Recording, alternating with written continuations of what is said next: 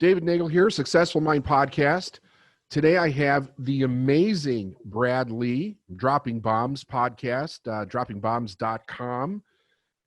He is also the creator of LightSpeed VT, which I just got to put a plug in for this thing right now. I got your sales mastery that you did with that technology, if I'm understanding it correctly. And I was extremely impressed. So and not just by the technology, the content, your sales course is fantastic. Like it's all the stuff that I believe in also. Like it's really good. No fluff. It's all real content.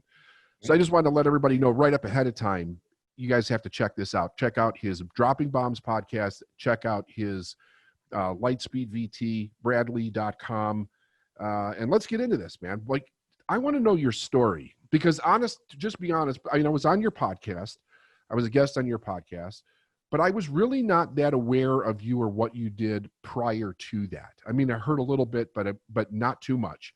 So what I don't know is your story. I really don't know, like, where'd you come from? What'd you do? Have you always been successful? Was that a transformation for you in your life?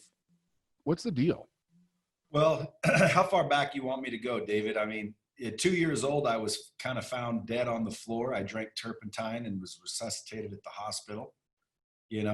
So I feel that I'm extremely lucky, and I've always been lucky. Matter of fact, if you look at my Twitter account, it says lucky as hell and willing to roll the dice. So I've always had a positive attitude, an attitude of kind of gratitude. I was a little bit selfish until about the age of 30. I think I really started kind of becoming enlightened at the age of 30 when I started LightSpeed. But until then, I was just, into sales and sales training. So I guess my story is I was born in the Pacific Northwest to a blue collar family. Okay. Always, felt that I had the ability to kind of figure things out on my own, plus was forced to. At about 16 years old, going into the 11th grade, I told my dad I would mow the lawn, and I didn't, so he kicked me out of the house. Most people would think, oh, poor guy, but I was excited about that. I didn't have any parental supervision, which made me quit school and want to be a movie star, so I moved to LA. Wait, he kicked you out completely? Like, get out? Like, you're not living here? Get out? At yeah. 16? Yeah, like my dad didn't play around. He was a mill worker. He was a little entrepreneurial for a moment, but he started a newspaper and a couple of taverns and a pizza parlor, and somebody came in and got too wasted at one of our taverns and got killed on a motorcycle accident because he was served too much. So my dad was partners with my uncle, and my uncle decided to cancel the insurance like a month before to save a little money. Oh, shit. And so it just basically wiped out the whole thing with a lawsuit. And my dad just gave up, went back to the mill, and never, ever tried again. But, so I saw a little bit of entrepreneurialism when I was younger, but not, it was just, he didn't make it, and he gave up. So ultimately, he didn't mess around. I mean, children should be seen and not heard. Okay. He didn't tell me he loved me. He didn't come to my sporting events. Matter of fact, the only sporting event he ever came to, I got disqualified, believe it or not, for being too fast. In other words, when I beat these other swimmers so handily, it was called the Guppy League, by the way. That's where we start. We started the Guppy League. But I swam so much faster than the other beginners that they said he's not supposed to be in this league. So technically I was disqualified, and my dad yelled at the judges or whoever and walked out and took me with him. And that's the last sporting event he ever went to of mine. But anyway, he wasn't a bad dad. He just wasn't real lovey-dovey, and he believed children should be seen and not heard. So I didn't have a lot of leadership or parental advice growing up.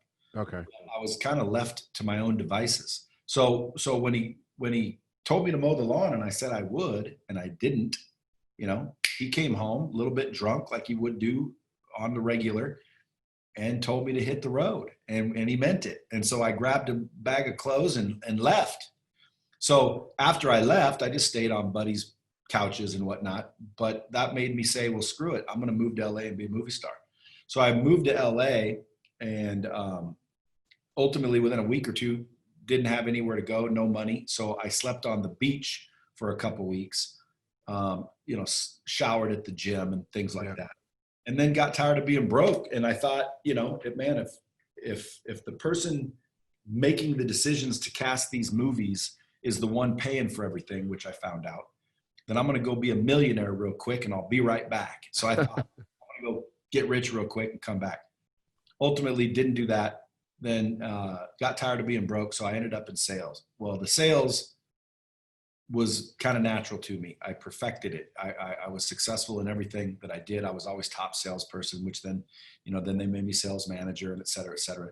Then at 30 years old, I changed someone's life that was in the back, working hard, minimum wage guy, great family. And I said, here, let me show you how to sell. So I taught him how to sell, just changed his whole life. And I thought, man, I want to do this for a living. So I quit my job and started a training company. So sales training. So I went out on the road and started training companies, employees. And then I found out very quickly that it wasn't working like it used to. When I worked at this organization, I was running the sales team, and I could grab someone from Burger King. It didn't matter if they were introverted, extroverted. I could take anyone and make them a high-powered, successful salesperson. I could take salespeople, make them badass sales managers. So I just had this knack to train people and teach people and coach people. So when I went out on my own, it didn't translate. I couldn't figure out why. Then I found out there were 4 key ingredients: good content, repetition, practice, and accountability. Without those 4 things, it's not really training. It's more like exposing. So I knew that I either had to stop charging people to train their team because I knew it wasn't working, or figure out how to train their team without living out of a suitcase. So I invented LightSpeed for myself, and it worked so well. Things started working out, and I started making all of this recurring revenue because I was selling businesses my sales training online. This was in '99, before anyone had online training. Wow. And then it worked out so well, I started running into competition. We use Zig Ziglar or Brian Tracy or Grant Cardone or Joe Verdi or Tony Robbins, all these bigger names. Yeah. And so I said, well, listen, I'll go get them to be on my platform so then I can sell you. So ultimately, I went and closed all of the sales trainers on using my technology. And so they became customers. And that's when I decided to focus on LightSpeed instead of training. And then I got out of training and just helped people that trained, which led me to, 8 figures and a lot of kind of attention because, who's this guy? Who's this guy? And then I kind of got my own little following going after that. But at the end of the day, my stories barely got started. Like, I think my story will write itself over the next 20 years. So you feel like you're just gaining momentum now, right? I just woke up, my friend. Yeah, I hear you. Like, man, I'll tell you, I can give advice, but I don't always take it. You know what I mean? Yeah, I hear you. It's an interesting thing though. Like in a weird way, I definitely resonate with that comment. Like, I've been doing this for 20 years and I just feel now like I've got enough experience and enough money and enough, clout in what I do to really do something really big, and that's one of the things I see about people is they're just not willing to put in the time and the dedication to master something to that level, to really live a dream, like to really leave a mark in their life. Yeah, me too. They say it takes 10,000 hours to master something. Yeah. Think about it. 10,000 hours. That's quite a bit. It is. It is. Especially like if you were doing something an hour a day, I mean, that's a long ass time. Because if selling, like, how long are you actually in a sales conversation? Right? Like, there's a lot of stuff around sales. There's appointments, there's all kinds of stuff, but in the sales conversation, it takes a lot of time to make up 10,000 hours. It certainly does. But I've done it, I've definitely mastered sales. That's the good news. People always ask me, what do I think is the number one key to my success?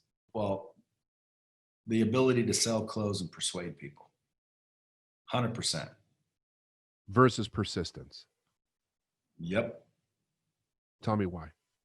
Well, because if you consistently and persistently suck, then it's not going to amount to anything. But obviously with persistence, you get better and better and the hours stack up, and guess what? That's, then you become really good. So it just depends on how you look at it. But my ability to sell, close, and persuade people started at 6 years old. They gave me candy bars to go around and sell to my aunt and uncles and things like that. Remember the candy bars? I sold them. Yeah. So they would send home boxes expecting for you to bring back the ones you didn't sell. And they really wanted you to go sell your family.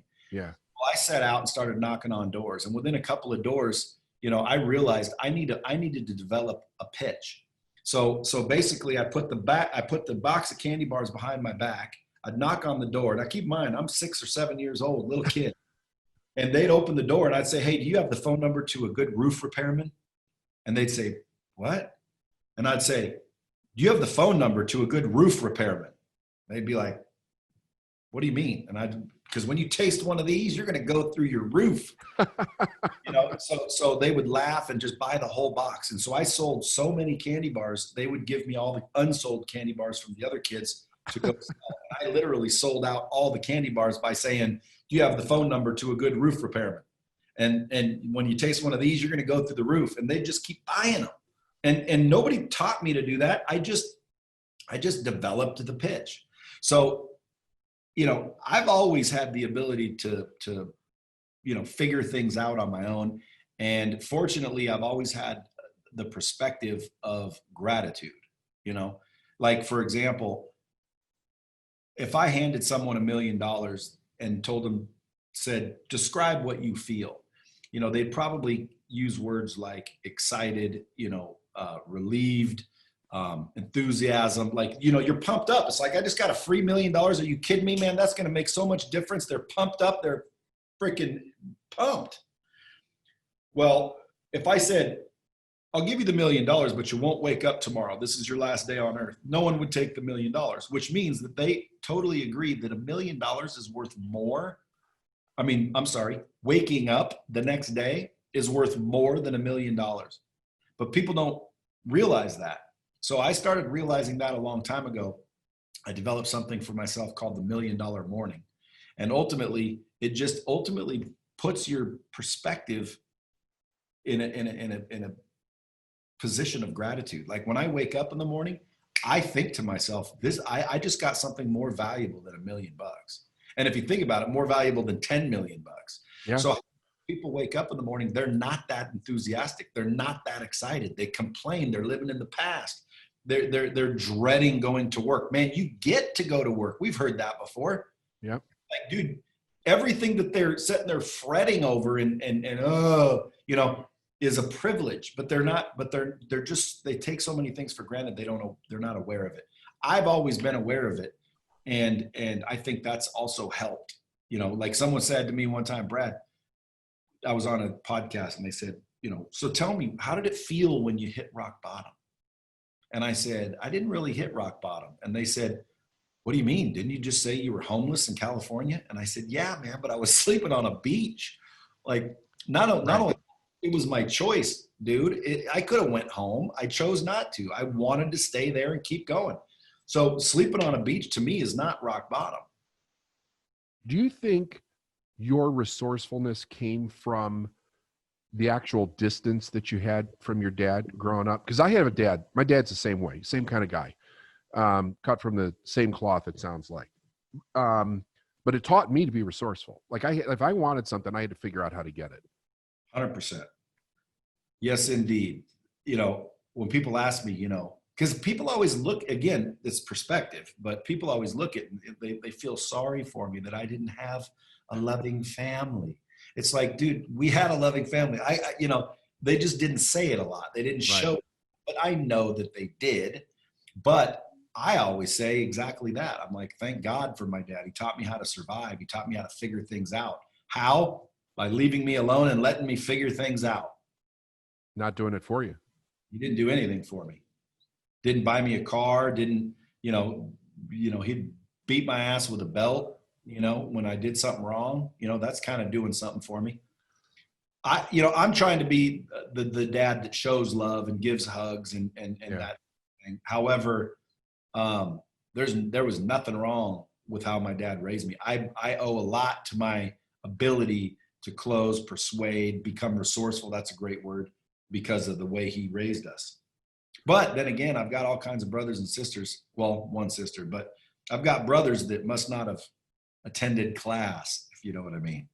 I know exactly what you mean. Like I can't, I love my brother to death. He's a great guy. And we both were raised in the same household, and he still drives a forklift today. And like, there's nothing wrong with driving a forklift. He makes an honest living. He does a great job, but for whatever reason, the aspiration to do something different with his life was not there.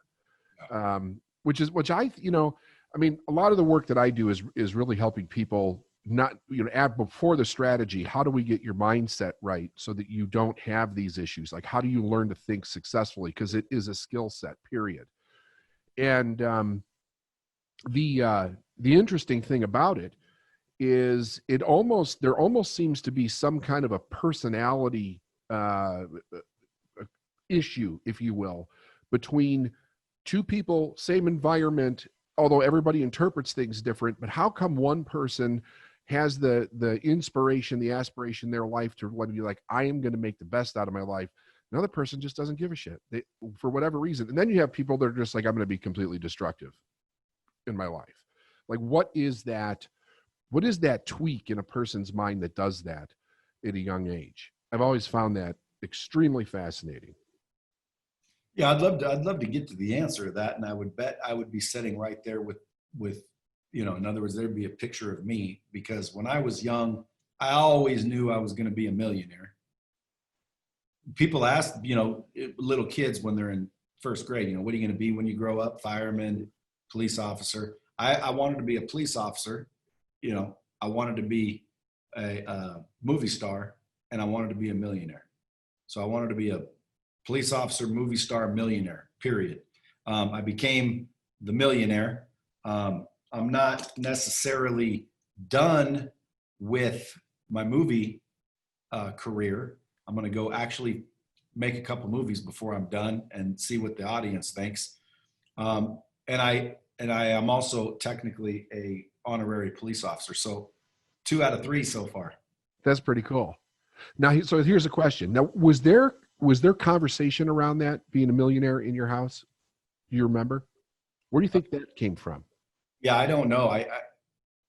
I try to reflect, like, where did I get that? I just always wanted to be rich. I just always wanted to be wealthy. I think it's because I grew up on a hill surrounded by nice houses. Yeah. And a little shithole. Now, my dad, when he became entrepreneurial, actually built that little house into a bigger house. But I can't pinpoint where that came from. Like, nobody in my family is a millionaire. Mine either.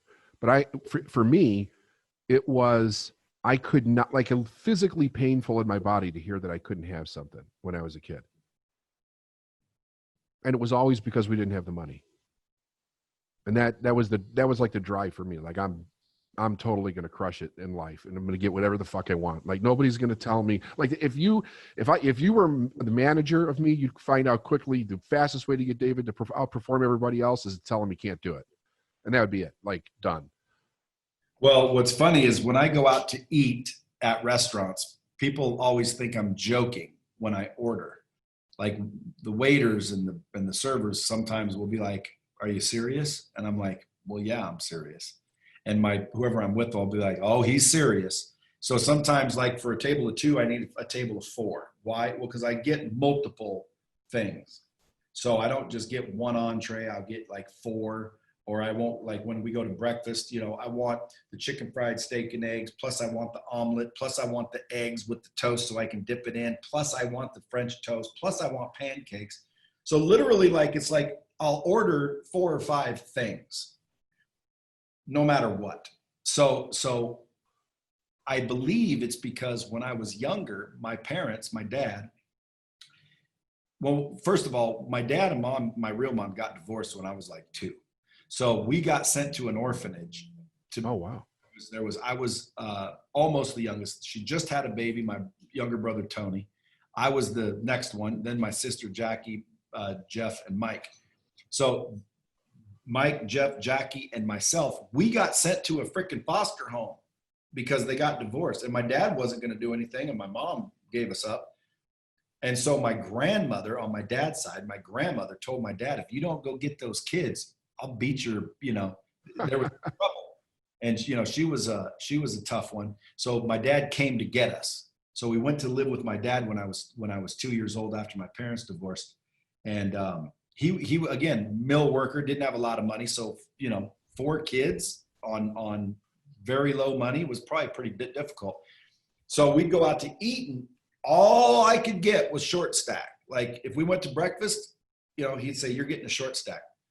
Period. Not, do you want a short stack? Just, that's what you got. So I'd get a little short stack of pancakes. That's what I was allowed. If we went out to eat for dinner or lunch, I would get what I was told, and it would be, that's what you get. So now I think when I look back, why do I order so much? Because I've asked myself, and I think it's because of that, which is very similar to what you're saying. I was restricted on what I could order. So now I order everything. Very interesting. We have very much the same personality, but the difference is you don't eat it all. I don't either, but obviously either you eat it all and you run like 10 miles a day, or it's like you just sample, right? You're not overweight. Yeah, I just take a little bite out of each one. And I tell people, seriously, it's not even a joke. If they made one plate with everything on it, I would order the one thing, but I want them all. I don't want one thing. I don't want just one thing. Like, do you like French toast? I do, but I don't eat it much. You like pancakes? Yeah. Okay, well, I've never seen someplace that you can order French toast and pancakes. No. Like French toast or pancakes. So I say, give me both. Yeah, like people, when I'm out with people, they'll be like, "If I order this, will you have some? Because I don't want to eat it all." I'm like, fucking order 2 of them. Like, it doesn't matter to me if you don't eat it. I don't necessarily want some, but don't you not get it because I don't want any. Just order what you want. Yeah, I often take a bite or 2 out of each one, and that's yeah. Now, are you that way everywhere in your life? Like, are you extreme that way? Like houses, cars, airplane?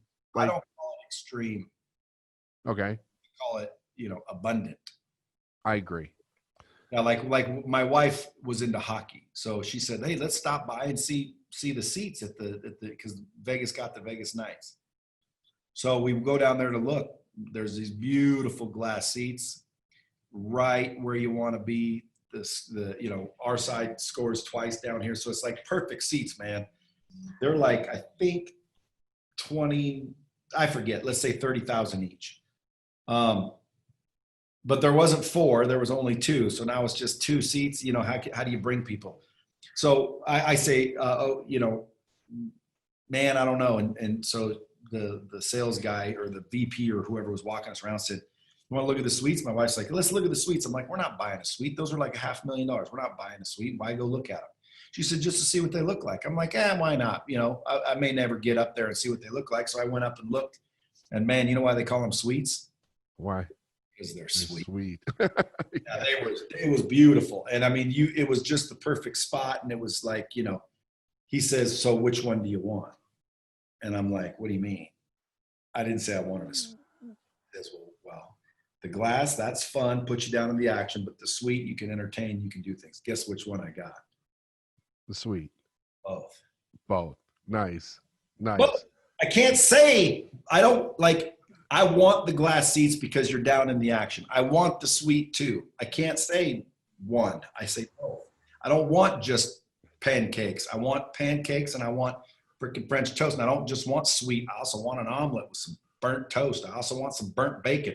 I also like link sausage. I also like patty sausage. So it's like, why can't you just have it all? Yeah. People say you can't have your cake and eat it too. And I say that's bullshit. You can, if you think you can. How do you do it? Well, you eat the cake and then order more, right? Or order more than one cake. And now you can have your cake and eat it. Well, yeah. What is cake if you can't eat it? Okay. So here's the question. Okay. This is the important question, because I tell people stuff similar to what you said, not identical, but similar, same idea around abundance. Now let's transfer that over into sales. Same behavior? Sell more than you need, or sell just what you need? Or are you selling under what you need? What's your behavior when it comes to business and then earning the money to pay for it? Is it do more? Is it do everything? Do more? What is it?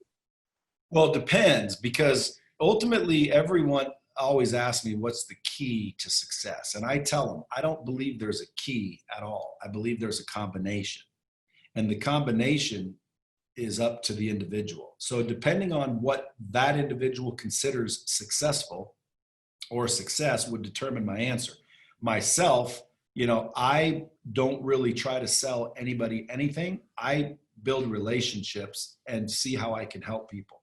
And I'll help you in as much as I can. So if that means selling you, well, then I'll sell you as much as I can. But at the end of the day, I don't believe, in limits. Like I'm not limiting myself for any reason. And I think that's the biggest problem people do, David, is they limit themselves. Yeah. And you know why? Listen to this. Think about this. This is just my theory, but we spend all our lives, right, running around, getting these different experiences, and we procrastinate. And I'm sure we've all lied and we've all cheated on somehow, some way, and over time it just adds up, right? And so you've got this subconscious mind recording everything. Now, when you get a little bit older and it starts to stack up, what if that were to be played back?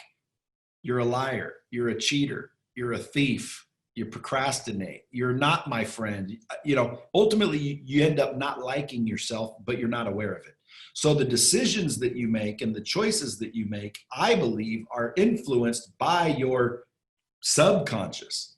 And so if you don't like yourself subconsciously, you're not aware of it. That's why they call it a subconscious. You're not aware of it. You're making decisions and choices to automatically make sure that you are limited. Why? I don't think you deserve this, David. You're a liar. You're a procrastinator. You've been screwing me for years. The crazy part is we're not aware of it. So we go through life trying to figure out, why can't we ever catch a break? Why can't I win? Well, because it's below your awareness, and you can't win because you don't think you deserve to.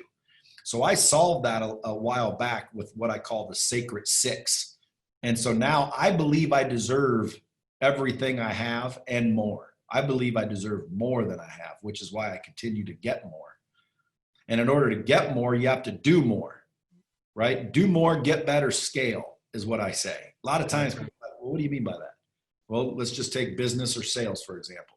If you're making $10,000 a month and you want more, do more. Look how many people you're talking to. Let's say you talk to 100 people on average. Well, talk to 200 people. I guarantee you'll probably double what you're making. Okay, then you got to get better. Most people are not trying to get better. They're willing to do anything to get more, but they're not willing to, work on themselves.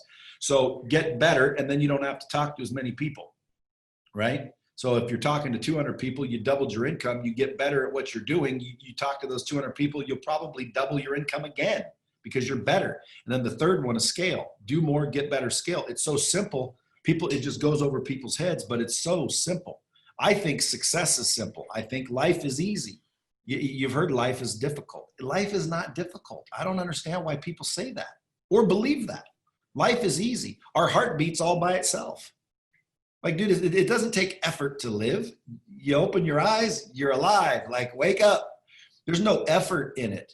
So when people start to be sold and they learn things from parents and society and one bet, like, for example, I've been punched in the mouth before. It didn't stop me from opening my mouth. You know what I'm saying? Right. I broke up with a girl before. It didn't stop me from dating. If that were the case, none of us would walk. First time kids get up and walk, fall down 1,000 times, but it doesn't register. Right. And nobody ever tells a kid, oh, you're uncoordinated. You'll never walk. Give it up. Right. No. But at some point that does happen. At some point it happens. It happens to I believe almost all of us. The only difference is what you believe. Because at the end of the day, man, what you believe will determine how you behave, and how you behave and the things that you do will determine what you get. So I always tell people, if you want to change what you're getting, change what you're doing. If you want to change what you're doing, change what you believe. If you want to change what you believe, you have to get new information. And most people won't read a book. They won't seek out new information. Right. You've changed your mind before, right? Many times. Think about what made you change your mind. There was only one thing that made you change your mind. New information. You learned something new. or you wouldn't have changed your mind. And too many people out there, they're not learning anything new. And so their mind doesn't change. Their thoughts don't change. Their behavior, their beliefs don't change. And so their behaviors don't change. And if they do change, it's temporary. Again, I mean, you need consistency. I always said I was going to write a book one day called How to Get Anything You Want in 90 Days. How to get anything you want in 90 days. And I can teach someone how to get anything they want in 90 days. So step one is you have to figure out what it is that you want, right? Step two, look down, work your ass off for 90 days. Step three, look up to see if you got what it is that you wanted. If you didn't, put your head back down and do it again for another 90 days. And repeat steps 1, 2, and 3, and eventually you will get what you want. And that's a fact. And it will be within 90 days. It might be the 17th 90 day, Yeah. but it will happen in 90 days. So that is how you get anything you want in 90 days. I always tell people, you know, everything in this universe operates on cause and effect. You can't have an effect without a cause. And if the effect's already out there, you just need to figure out what the cause is and do that. Dude, if you do it, you'll get it. Like action causes like result. That is a fact. That is a universal scientific fact. So like, for example, if you started doing everything I do, you will probably end up getting everything I'm getting. So if you see somebody in a line of work or someone you admire and you're like, I want what they have, okay, go do what they do. And I'll bet you will have what they have. Like cause, like cause, like effect. It's Right. it's you can't, like, for example, if I was this big buff guy and, you know, eat what I eat, go to the gym like I do what I do, I'll bet you anything you'll have the body I have. Now there's people will know this person's, you know, 5'2". They're never going to be that size. Obviously, dude, you know, there's natural things that you're not going to change. You know, I'm never going to play basketball like Michael Jordan just because I practice like Michael Jordan, but Right. I'll bet you anything, you know, barring natural abilities and you know, what do you call it? Genetics, dude, like effect is reverse engineered with like action. Yeah. And you know, it's funny you bring up Jordan. The number one, he attributes the number one thing to his success is being teachable. Wow. That's out of his mouth. Did you see the series that came out on ESPN? No, one of my buddies, Tim Grover, was his Yes. coach. So I should have watched it, but I was traveling around when it was out. I'm just waiting to go home and Netflix it or something. But I want to see Tim Grover. Yeah, Grover's in there, especially towards the end. He's in there quite a bit. He talks about the flu game and how he worked with him and to help him develop his body. Yeah, Grover's great. I don't know Grover, but he's guy's pretty cool. I love his book. But did you? What's that? Did you see when Jordan was like crying when he says, "You don't have to operate that way"? Yep. See, that's why he was who he was, because of that obsessed, you know. Well, as Tim Grover puts it, he was a cleaner. 100%. I also find another thing that's really fascinating about that series is you really find out how insulated he kept himself. Like he was meticulous about his environment and keeping bad influencing people out and people that he 100% could trust to help keep him on, hold him accountable and keep him on the right track. Dude, that's crazy that you say that, because yesterday I was sitting here. Let me see if I can find it. I said, man, if someone were to really pay me money to teach them how to succeed, what would I do if I were going to do it? And I wrote down 5 or 6 things. And one of those things was, oh, here it is, right here. So you already said the first one. The first thing I'd do is teach you about the mindset and the perspective and the confidence. Because if you don't believe you can do it, it's going to be way harder. Right. So the first thing I'm going to do is work on your mind. Then I'm going to identify and build your blueprints, because too many people chase success when they don't even know what it looks like. Now, if you were going to go find me in a room full of 1,000 people and you had no idea what I look like, would it be harder or easier to find me? Well, it's going to be much more difficult if you have no clue what I look like. Well, why don't you figure out what I look like first, then go find me? Okay. And I always tell people, you don't find success anyway, you build it. But then work, because obviously you got to do the work consistently, the habits, and then cultivate the tribe. Now, see, Michael Jordan said that too, and you've heard it from a lot of other successful people. 100%. So why is it people don't understand you have to do that? Appreciation. I try to do it, David. My problem is I like everybody. You know what I'm saying? Like, I like everybody. People want to come in here and hang out, you know? And I'm like, sure, come on in. You know, why? Well, because, I like everybody. And then you almost have to lose my trust rather than gain it. Yeah, but you probably don't bring in bad actors at this point in your life. Like, I have a sense that you could read people very, very well, especially being so good at sales, right? Well, yeah, true. I mean, you make a mistake here and there, but if somebody's unethical, sleazy, shady, liars, I don't hang out with any of those. I had when I like one of my in my journey, and I probably told you this on your podcast, I started going to see Tony Robbins stuff like in the early 90s when he first started getting really big. And he was talking about your environment and making sure you had the right people and getting out the wrong people and this type of stuff. And I hadn't done that in my life yet. My brother came over to my house one day. He said, we got to go help this friend of ours. And went over to the house, knocked on the guy's door. And I've known this guy, like he was one of my best friends all through high school. Knock on his door and no, there's no answer. So we end up walking in. He's passed out. There's beer cans everywhere with holes punched in them. They were huffing butane all night through these beer cans. And I looked at my brother and I said, I'm fucking done. I'm done. And I just walked away, and it was like something clicked in my mind, said, you need to surround yourself with people that have a much different value system in life.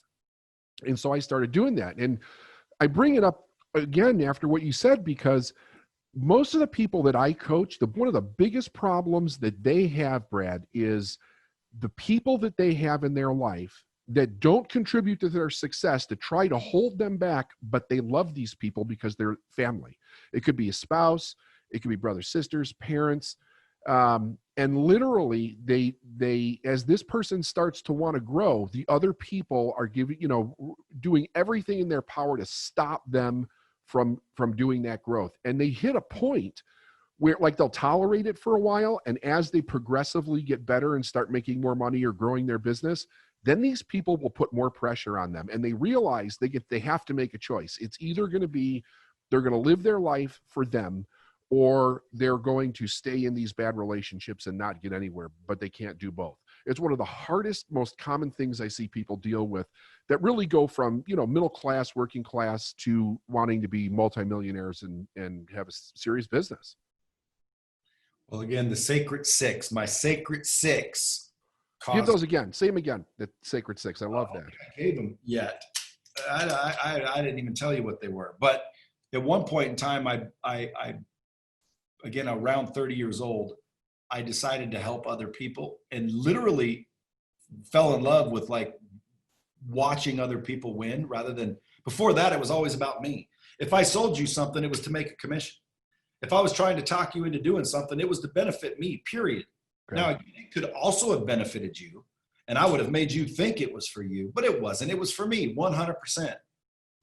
Well, when I was 30 and I watched this kid transform and his wife get happier and the kids be more proud, it's like, that's when I went, wow, that's pretty cool. I'm going to help other people. And so when I started focusing on helping other people, that's literally when the doors opened up. And Zig Ziglar says, the best way to get what you want is to help others get what they want.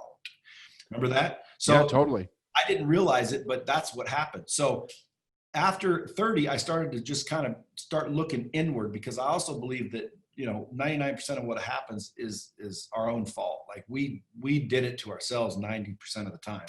So I said, what do I got to do? Well, that's when I started to realize the subconscious mind. I've been lying to myself. I've been lying to others. I've been taking advantage of others. So first thing I did was step one, the first sacred of the six, for basically apologize and forgive myself. Because if you don't wipe the slate clean, your subconscious mind is sitting there against you. It knows you're a lying, cheating bullshit artist. Like you're not to be trusted. You can't even freaking keep your own word to yourself, or at least you haven't for years. So I just said, okay, fine. I'm going to apologize and forgive myself for whatever I've done. Start with a clean slate. Step 2, I said, I got to commit. I got to commit to do whatever I say I'm going to do, which equals ethics and integrity. I said, I'm done letting people down, including myself. I'm going to do what I say I'm going to do. So basically, the second one is commit to do what you say you're going to do. And look up the word commit. It's not an option anymore. You will do what you say you will do. And by the way, a lot of people cringe when they hear that because they don't trust themselves. Well, you got to relax, because you get to decide what it is you do. So just don't say yes so often and so easily. Okay. You should have to really consider something, which is, again, a wise habit to get into. Yeah. Okay. And that's commit. The third one is I need to rack up some wins. I've been racking up losses my whole life, lies, procrastination. So I need to rack up some wins. So step 3 basically is I just put down wins. And what I did is I started setting small, attainable goals, 10 of them. So every day you wake up and you think of 10 things. I did 10. You can do 5. I mean, ultimately what you want to do is rack up the wins. But what I did is I made attainable goals. Everybody will teach you to make these ridiculous goals so you fall short and you're way beyond what you thought. Well, a loss is a loss, and your mind knows the difference between a win and a loss, but it doesn't know the difference between a big win and a little win. It just knows that you win. So I said, I got to start winning. Okay. So every day I set little stupid, easy to attain goals, and I started winning every day. And then after about 30 to 60 to 90 days, you start standing up a little taller, and you start feeling like you deserve a little more, which is crazy because you do actually deserve more. So as soon as you start walking more proudly and making more, bold claims and statements, first thing that happens is everyone's going to start talking shit. You're going to start hearing from people. Oh, what do you think? Oh, David, you too cool to hang out and go to the bar now? Oh, David, you arrogant son of a bitch. You'll start to see and hear these people pop up out of nowhere. So step 4 is to block out the negative people. And by the way, that includes yourself. That self-talk that we do, we have to stop the self-talk. So any negativity, I call it hate or headlines, get rid of it. Any hate or headlines, you got to get rid of it. And I'm talking about period. And by the way, look at number 2, commit. So say you're going to get rid of all the hate and headlines. Turns out to be a buddy of yours that's been a friend of yours for 12 years. Too bad. Okay. Get rid of the hate and the headlines and watch what happens. So that's 4. Now, or I'm sorry, that's 3. No, I'm sorry. 4. Good 4. Forgive, commit, set the wins. The 4th one is get rid of the hate and the headlines. And then 5 is visualize correctly. Figure out what success looks like, folks. You don't know if you're moving towards it or against it.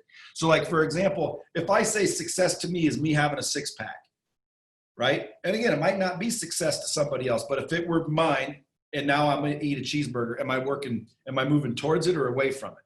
Like, you got to know what your success looks like. So you identify what success looks like, and you start to visualize on a regular basis. A lot of people don't visualize correctly. People are gonna be like, I'm going to be a millionaire. Man, I'm gonna be a millionaire. Well, if you're gonna be one, that means you're not one, correct? So if you keep telling yourself you're going to, you're basically telling yourself you'll never be. So you have to visualize every single day correctly. And then the 6th one, you have to seek and learn new information every single day. Like every single day, if you didn't intentionally pick up a book and read for 15 pages or 15 minutes, then you're screwed. Like, you have to literally seek new information every single day purposely. So if you do those 6 things, I guarantee you within 60 to 90 days, you will feel like a whole new individual, which will then cause momentum, and then the momentum takes over. And if you just stay consistent with those sacred 6, boom, I guarantee you within a year, man, you're going to reach back and you're going to go, dude, that literally worked. It changed my life, and it changed my life. You hear this from people. I hear it all the time with the guru space that I'm in and people that I help. Like, oh, you'll change your life with this course. It's like, well, I don't know about changing my life. I'll make a little more money, but like, this will change your life. It'll change people that are in it. It'll change how you feel about yourself. It'll change your whole entire life. You will seek new information on a regular basis. You'll start to become curious. You'll automatically be optimistic. You'll automatically start having a perspective of gratitude. You'll literally change as a human being. Do you get people that say to you, like when you give somebody advice and you tell them to do this, and they do it, they seriously go out there and do it, and then they start experiencing this success. They come back to you and say, I can't actually believe how easy this was. Like I'm kicking myself because I've been suffering for so long, and I do these few things and instantly everything starts changing. Yeah, in a lot of cases. And I mean, people follow me on social media. I get probably 10 to 20 DMs per day that say things like, man, I cannot believe your account is free. Man, I've been implementing what you say for free, and it's worth more than the information I'm getting in paid courses. Like, and I always think to myself, dude, seriously? Like you didn't know this stuff? Like, to me, this stuff is just common sense, but it's really not. It's not.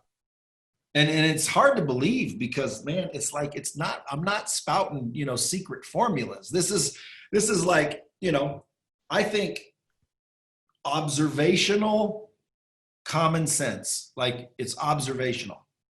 I just make observations like, man, we've been lying to ourselves for years. Now, what if you had a buddy, David, and every time you talked to that dude, he lied to you? If every time you hung around the dude, you somehow got screwed, you got let down, you couldn't rely on him, he lied to you, he'd hump your girl if he could, he'd steal your money, he'd do everything that you just did not want this guy to do, but guaranteed if you hung around this dude, you would be harmed. What would you do? Wouldn't hang around him. Okay, but when it's us, how do you get rid of yourself? You don't. You can't. You don't. Right. So again. Well, some people do, drinking, drugs, like they try. But they're not. No, they're not. Correct. They're literally doing to themselves what they think they deserve. Just like when we go out and celebrate, a lot of us go out and have a cocktail. Okay. Woo, let's celebrate. Really? You want to drink poison to celebrate? Like, how's that make any sense? And by the way, I drink a lot of poison. So at the end of the day, it's just an observation that, man, we've been screwing ourselves so often. I'll bet you we don't even like ourselves. And it's like, I realized that. And then I said, okay, well, let me forgive myself and apologize, but I better not keep doing it. Because like, if you really like your buddy and he said, listen, David, I apologize, man. I'm sorry. I won't do it again. And you're like, all right, buddy, come on back, man. Give me a hug. I love you. And then boom, does it again. Eventually, dude, you're done giving that dude a chance, period, no matter who it is. Yeah. So that's where I decided, okay, I need to commit. I need to stop. I need to start doing what I say I'm going to do. And then I needed to get the wins. And then I needed to weed out the people that were bringing me down. I had literally people saying, oh, Brad, you think you're so special now. Oh, you're too cool to smoke weed anymore.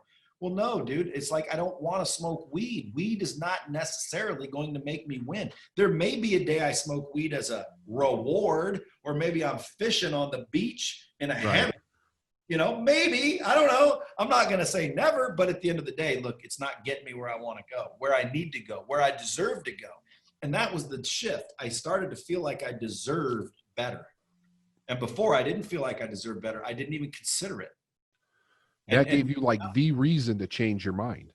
Well, not only that, but I think we develop an ego to buffer this. So our ego starts to form, and that's when you walk around feeling entitled. Well, why do you feel that way? Well, that's your ego. That's your ego to protect yourself. Yeah. You know what I'm saying? So I think the Sacred Six is one way to do it. It worked for me, and I think it works for pretty much anyone that's ever followed it. I get a lot of people. So that was a long way to answer your question. Yeah, I get a lot of people saying, dude, that Sacred Six changed my life. Another one's $1 Million Morning. That's where you wake up every day as grateful as if you got $1 million. It puts your perspective in a gratitude, optimistic, enthusiastic, just first thing in the morning, man. Imagine waking up enthusiastic, optimistic, totally grateful you get an option. Dude, you bound out of bed. Everything's an opportunity now. You're not going, I got to work out. You just want to. So at the end of the day, and by the way, thank God I can.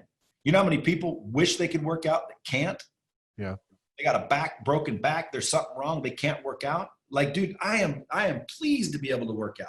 I still don't like it, but I'm pleased to be able to do it. So you wake up as if you got $1 million. That puts your perspective in the right place. Then you focus on your health. Okay. That's number one. Focus on your health. How? Dude, go exercise 15, 20 minutes minimum, get your blood pumping and eat one good meal. Can you do that? Of course you can. And if you can't do that, you know why?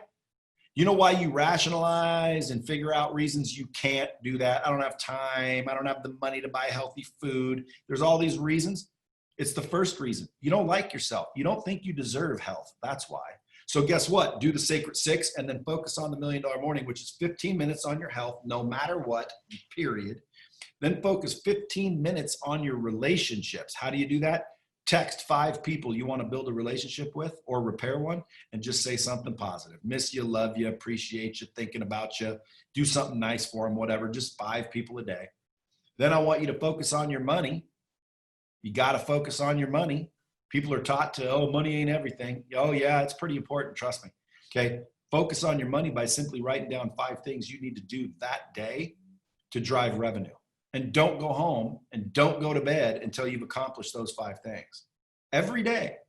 Well, no, what about Sunday? Sunday we get off. No. Every single day. Yeah, well, God rested on Sunday. You're not God. You're not God.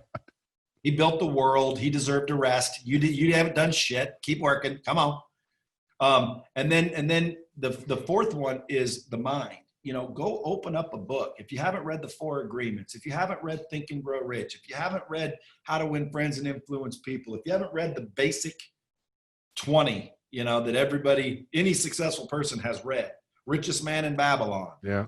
You know, Google top 20 business books, but just open up 10, 15 pages and read them every day. It's new information going in, which will cause your mind to change. And once your mind changes, okay, your beliefs change.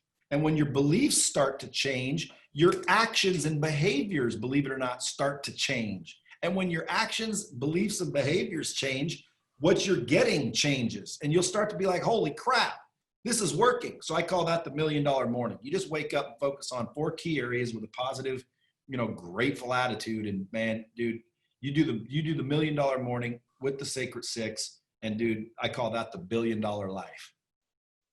If That's you didn't, amazing. if you don't have $1 billion, you'll seem like you do. For sure. Is this stuff in your book? When's your book coming out? My book will be out probably within 30 days. Like I'm just wrapping up the last few chapters. And yes, this stuff's in my book. It's called The Hard Way. Lessons I Learned the Hard Way. Hard Way, yeah. I bought that too off your site. Can't wait to get it. Appreciate all the patronage. Yeah. Like when it why don't you just buy my company? What's that? You just buy my company. Buy your company. You buy mine. What was I going to ask you? I don't want any more companies. I want to get rid of this one. Do you really? You seriously want to get rid of it? Dude, you know what I want? I want $1 billion. Okay. That's it. As soon as I get $1 billion, I'm donezo with the work. Then I'm going to go out and I'm going to figure out who I can help financially and otherwise. Like, wouldn't it be cool to have so much money? You could literally have 5 meetings a day. And ultimately, those meetings are just random people coming in, telling you their problems. And you're going to pick 2 or 3 people a day you're going to hand $1 million to. I mean, there's going to be some vetting process. You just can't have every whack job in the world coming to meetings. But dude, I'd love to be like, you know, where am I going to be today? I'm going to be out at Lake Mead on a boat doing this. Someone scheduled 5 people. 5 people find me. They walk up, they got 10 minutes. Like if you're one of them, I say, all right, David, how you doing, buddy? Nice to meet you, man. How can I help you? Now you got 10 minutes to tell me why you need $1 million, but guess what? I'm going to answer people's prayers financially because dude, I could have been a lot further if I could have just had someone hand me money. And you know, a lot of people are taught that you don't want anything unless you work for it. Now, again, dude, I disagree. Like, dude, you think you'd have developed the character you have if somebody had just handed you the money? Come on. Why wouldn't I have? You wouldn't have had a reason to. Dude, that's hypothetical. That's Sure, it is hypothetical, but it's a good argument, though. I mean, like, you have to ask yourself, what caused me for things to be harder? I want to argue for things to be easier. Like, dude, if you said, Brad, I'll give you $1 billion or you can earn 100 million, I'll take the billion all day long. What would you do? Earn 100 million or just? Well, so here's the argument, though. If you have somebody who's weak of mind and you just hand them the money, there's no reason to develop their mind. So what are they going to do with that money? That's why 85% of lottery winners are broke in 5 years. Well, I don't agree with that. I think the reason why lottery winners are broke in 5 years because they don't understand how to invest and they don't have financial literacy. Well, that's a point. That's a point that I'm making. They don't have the financial literacy, or and a lot of it is that they don't have emotional literacy. You know, their families come in, you know, they're hitting them up for money. They don't know how to handle it completely. But that comes with growth. You can learn how to handle it by losing some, just like you can learn how to handle it by making some. Give me $1 billion and I'll lose 100 million learning. Okay. I don't need. Fair enough. Fair enough. That's a good argument right there. I have no. I'll learn 100 million learning. David, if someone said, yeah, his daddy gave him a couple billion. So I'm where I want to be, dude. I don't care how I got there. Hard work, believe it or not, I've learned is not the answer. I don't like hard work. I don't advise hard work. But to me, define hard work. Hard work to me is not time. Hard work to me is blisters. Like one time I got a job, what I thought was fighting forest fires. I ran around, everyone told me to get a real job, okay? So I was 17, I get a job with the Forest Service. I got to show up at like 4 a.m. to fight forest fires. I ran around telling all my friends I'm gonna be a firefighter. I'm cool. I pictured myself in a flannel shirt, looking all cool, like freaking, with an X on my shoulder and shit. And so I show up the first day and they point at this backpack filled with water, big old heavy backpack filled with water and this thing that you squirted stumps with. And they're like, yeah, that's called a piss bag. Put that on your back and go squirt stumps that are smoldering. I'm like, what? And they're like, yeah, put that on your back, walk around and find stumps that are still smoldering and squirt them so they don't reignite and the firefighters have to come back and put it out again. And I'm like, oh, so where's the firefighters? Like, oh, they're over there fighting the fire. You're back here squirting on stumps. I'm like, what are you talking about, dude? They're like, yeah, you're the piss bag operator, bro. And so I'm like, oh, this is stupid. But anyway, I went ahead and started climbing up the hills and breathing in the ash and get poked in the eye and squirting on these stumps. And it was hard ass work, dude. And then guess what happens when the bag was empty? Well, you'd go fill up the bag and do it again. Like that's all you did all day long. So I got poison oak on my arm. So I go in and I'm like, dude, I got some poison oak. I'm not sure if I can come in tomorrow. He rips his shirt off, covered in poison oak, says, dude, that's part of the job, man. Get your ass out there and go to work. And I quit instantly. I said, dude, I ain't doing this. You want me to get poison oak on top of hard work? I'm done. So I quit my job. Everyone said I was stupid. Dude, that's a great job. You're going to regret that. A lot of people want that job. You're such an ingrate. What an asshole. What do you think you are? Who do you think you are? So I went down the next day, opened up the newspaper, saw an ad for selling cars. Never sold cars before in my life. I go in and apply, get a job selling cars. First day, they're like, go pick out a car. I'm like, what do you mean? Well, go pick out a car. You get a car to drive. I'm like, you kidding me? They're like, no, man, just go pick out a car. There's Trans Ams on this lot, dude. I'm like, I can just go pick a car and I can drive it like home and around. And they're like, yes, it's called the demo. Salespeople get demos, go pick out a car. I went and picked out a Trans Am. Dude, they just gave me a car. I'm in a suit. Customers are coming on the lot. There's no ash. There's no getting stuck in the face. Like the hardest thing I had to do was call a lot porter to jumpstart a car. And I make 4 times the money. I'm like, hard work's bullshit, dude. Listen, go notice all the hard workers in the world. And they're ironically the brokest people. Yeah, that's true. Dude, I look out on the street. These guys are just, beating up this pavement, trying to put in new plumbing or something. Dude, they're freaking tough. Their hands are blistered. What are they making? 20 bucks an hour. That's hard work. Hey, military. You see any rich people in the military? Nope. That shit's hard work. Okay, so dude, hard work ain't the answer. I advise folks to work smart, not hard. And if you think hard work is a long time, well, that's not hard. That's just time. Time. Yeah, fair enough. I get excited when it comes to hard work because, dude, I've never met somebody really hard that actually had a lot of money. I agree with you. It's where's, huh? Work for the people that have a lot of money. Yeah, for sure. So where are you going? You're going to sell your company? Is that the plan? You're going to sell your company, make $1 billion, and then you're going to help people. That's the goal? That is the goal. Well, when I say retire, it's, again, not ever like stop, but, you know, I will make investments and help people and, you know, live the rest of my life with an overflowing cup. Like, I just want my cup to overflow so I can fill up other cups. So. You're going to make it rain. You're the rain man.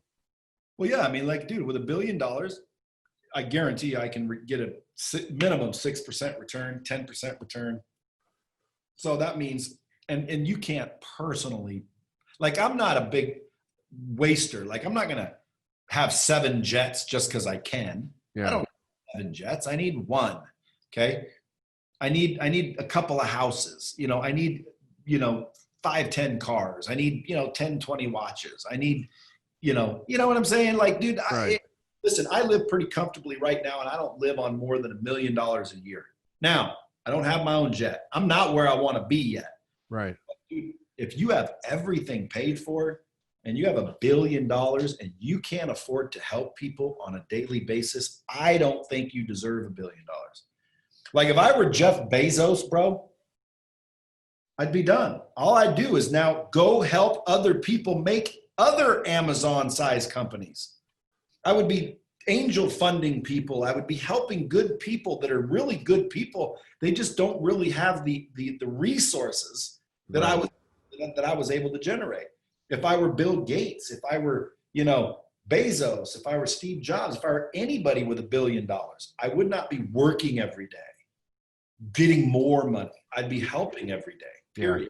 Well, the one thing for sure, to your point, is that a lot, you know, unless you're really uber smart or connected, for most people, it takes half a lifetime for them to create the capital that they need to be able to then jumpstart doing something on even a bigger level. Like, most people never get to be a Bezos, you know, but he couldn't outspend himself if he tried at this point. I think he's worth what, 150 billion? Yeah. Like, how much is Jeff Bezos' net worth? Jeff Bezos is worth an estimated $111,300,000,000 US. That's low.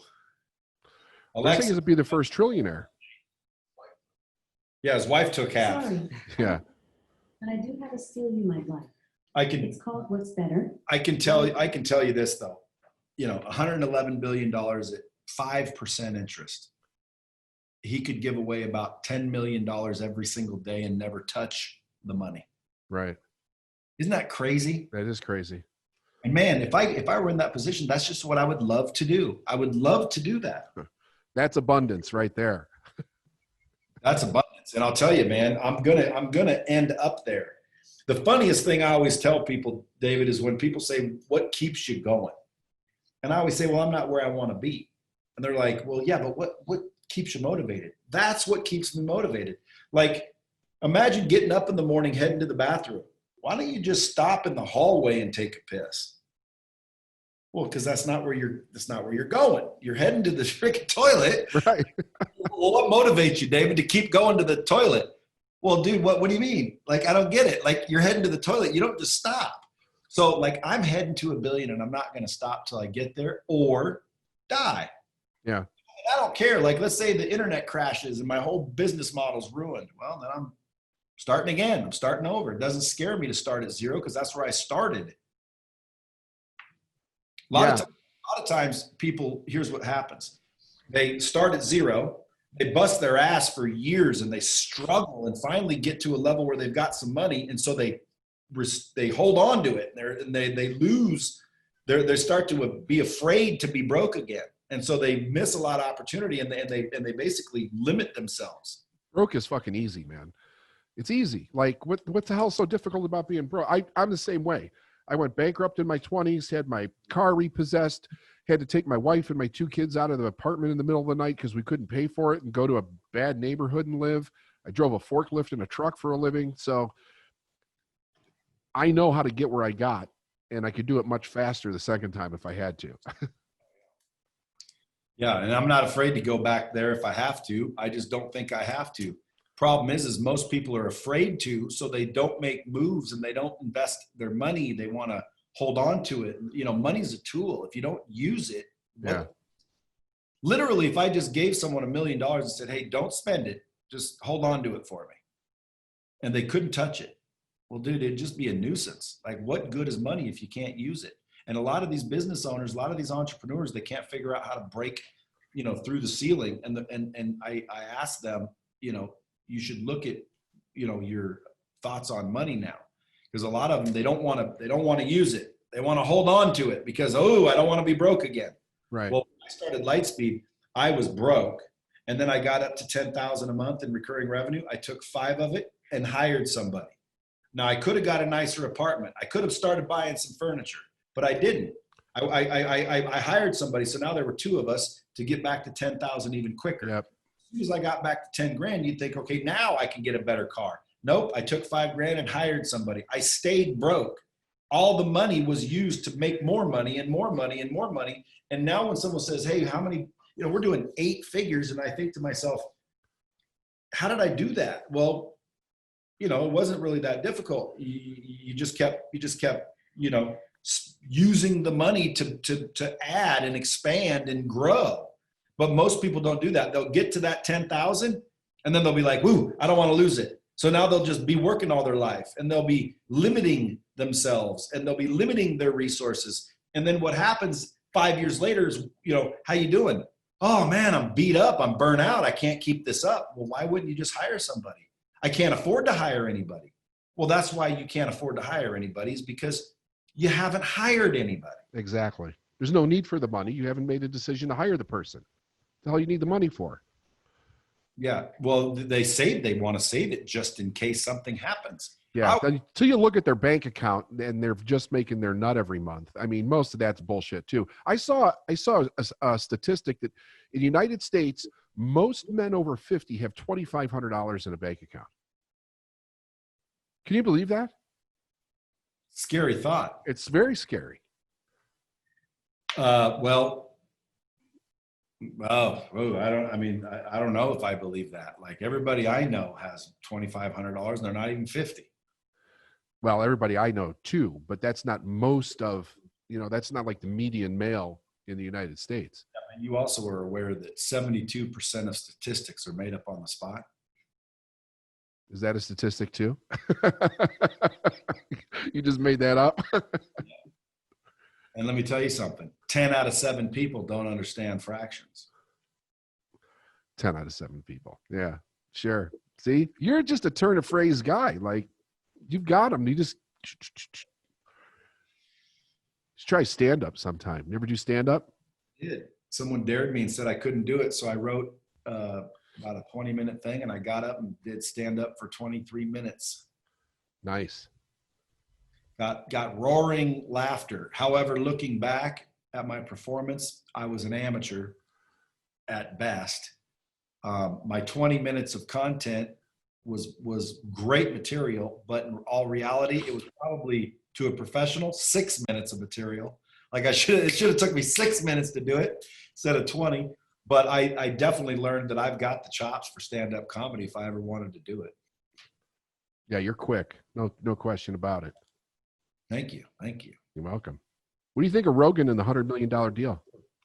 I think he got ripped. How so? He only got 100 million. I mean, dude, who negotiated that deal for Rogan? Like, dude, if I would have known Rogan and I was his buddy and he would have called me, I'd have said, bro, absolutely, I love the deal, but not the number. I mean, $100 million. You know that Spotify's evaluation increased by almost $2 billion. Yes. They announced it. Yep. I do know. You got 100 million. They got 2 billion. 100 million, 2 billion. Like, dude, 20% is fair. What was 20% of a couple billion? 400 million. Yeah, I know, but I think the problem was ownership. I think I heard him talk the other day that most people wanted ownership, and he wasn't given any ownership. So I have a feeling, I bet you that was part of the conversation. He wasn't willing to give up ownership for the higher dollar amount. Well, let me ask you: did Spotify increase almost 2 billion without ownership? I don't know. I can't intelligently answer that. Because whatever the deal was, they still did it. So the deal wouldn't have changed, just the number would have. I would have got Rogan more money. I don't think he got. He says it's just licensing though. There's no ownership. Like all the intellectual property is his. They just have a licensing deal. David, Spotify got almost 2 billion just for signing the deal. Right. Okay, so if you sign a deal with me where you are going to get $2 billion, I want at least 400 million. Why not? Why? Because I think that's fair. You don't want 1.6, Nigel? I'm not arguing that. Do you think that they knew it was going to go up that high though? That's the thing. Probably nobody did. Yeah. You know? But at the end of the day, in retrospect, I think he got the short end of the deal. I think Spotify got the better end of the deal, and I would have negotiated more money. However, I wasn't there, so I'm happy as hell for him. I like Rogan. I don't listen to his podcast because it's takes so much damn time. I got shit to do. Yeah. But I listen to little bits and clips of it, and I think he's as real as and authentic, and he tells people what he thinks, which is what I respect. He seems like a pretty decent guy. Pandering to the public. I don't blame people for pandering to the public. I just can't subscribe to it. Yeah. I hear you. All right, one last thing, and we'll wrap this thing up. If you were helping somebody who was going to start, because you gave us your Sacred Six and your $1 million mornings, is that where you start a person, or is there a step before that? Because I know one of the things that you said was clarity, right? That a person, they had to have the clarity. What if a person doesn't know what they want? What do you tell them? Well, again, I mean, depends. If they hired me to coach them or help them, I would have to sit there and help them figure it out. But okay, personally, I don't coach or charge people to coach them. But I would tell somebody, first thing you have to do is get your mind right. Because if this isn't correct, it's going to be a lot harder to get where you're going. So let's first start by getting your perspective and your confidence and your belief system repaired and or established. Once you believe that it's possible, you have a little confidence and your perspective is of gratitude and optimism. Now let's start figuring out what success looks like to you. You have to know what it looks like before you begin. Once you know what it looks like, well, now you just build the habits, which is the work, the daily habits, to map to those attributes. Like if I want to be in shape, but I'm not working out every day, I can promise you, bro, you're not getting in shape. So therefore, stop bullshitting yourself, or, make a plan where your habits include fitness. Or scratch it off your damn list, dude. I always tell people, either get in the game or take off the jersey. Like, quit lying to yourself. Yeah. Oh, I want to be buff. But, I don't have time. You got time, dude. You're not prioritizing it. Like, to me, if I took off my shirt, it looks like an open heart surgery wound belongs on my chest. Like, I don't have the abs, but guess what? I don't claim to want them. When someone says, you don't want abs? Yeah, I'd like to have abs, but dude, they're not going to do anything for me. Like, what am I going to get that I'm not getting now with abs? Right. More temptation is all. Well, there's that. I don't need any more of that. Okay, I don't need any more temptation. I need less. Yeah. Maybe my fat roll is like a subconscious buffering to hold back the temptation. But ultimately, if you map your habits to that blueprint, dude, every day it's just now a matter of choices, right? It's like, do I eat this cheeseburger or do I eat this freaking healthy meal? Right. Well, you want to get to your goal faster or slower? Doesn't mean you can't get there. And then again, it's funny that we're having this because I just thought about it yesterday. And that's what this list is from. So after I do the habits, which is the work, well, then I'd cultivate the tribe. I'd look at their circle of influence. Who do they hang out with? Who are those people? Do they love and support and encourage you and motivate you? Or are they haters in disguise? So weed out the tribe, you know, and sometimes that means nobody. Like, dude, literally, I hang out with very, very few people. I can't even tell you more than one hand of people that I would consider I hang out with. And then the next one after cultivate the tribe was health, body, mind, and soul. You have to create, and by the way, that's part of the work, but the health, body, mind, and soul. You don't have to be buff and six pack, but you better be able to breathe. You better be able to climb upstairs. You better pay attention to your health, because as soon as somebody gets a health problem that's serious, they'll give up all the money in the world to cure it, but they can't. So again, if I were somebody, I would make health part of my success formula. Definitely. But hey, you know, everybody has their own opinion. I know a guy that wants to go out and get laid every weekend, and he thinks that's the freaking sign of success. Not to me. Everybody needs to figure out what success looks like to them, which is why it's a combination. And then if you go build what you believe success is, you'll end up fulfilled and happy and reaching your potential. If you go build what society says success is, you could end up in a situation where you believe the old nonsense that money can't buy happiness. Right. Otherwise, you end up like Lemmy for Motorhead, but at least he was committed. You know, I mean, the dude was more committed to debauchery. Like even Ozzy Osbourne said that he couldn't hold a candle to Lemmy, and the guy lived to be 70 years old. So whatever. And again, you know, when I've talked to a lot of older people, I like to go to old folks' homes and find the oldest folks that can still talk. Yeah. What you would do differently. And go ask some 90-year-olds what they would do differently, and listen. They'll all tell you all kinds of things, and they never talk about what they did that they regretted. They talk about what they didn't do. They're like, their biggest regrets were stuff they didn't do. Yeah. You know, it's interesting. The human being is the only form of life that we're aware of that has the ability to choose. So we really screw ourselves in our own head that way. And what most people don't realize is that there's a last time for every decision. When your health is gone, it's gone. All the regret in the world's not going to buy it back. That's right. Like, I'm about to decide to go have a cigar. That's probably the wrong decision. But you know what? I've been lying to myself for years, so it's probably just retribution. Yeah. Well, as long as you own it, like you're not making an excuse for it. Like, I like this. It's not the healthiest thing in the world, but breathing isn't the healthiest thing in the world either. You know, I need to do it to get through this life. That's it. And by the way, this life, is there another one? We don't know. No, since nobody's come back to tell us, we don't know for sure. Right. Right? Nobody knows. You better make the best out of the one you've got. Absolutely. Hey, man, this has been great. Where do you want people to find out more about you? Where's the place to go?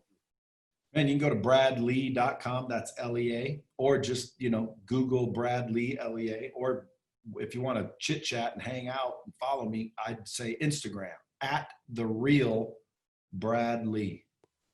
Good deal. It's been really great having you. Had a lot of fun. Thank you. Awesome. It's been a pleasure.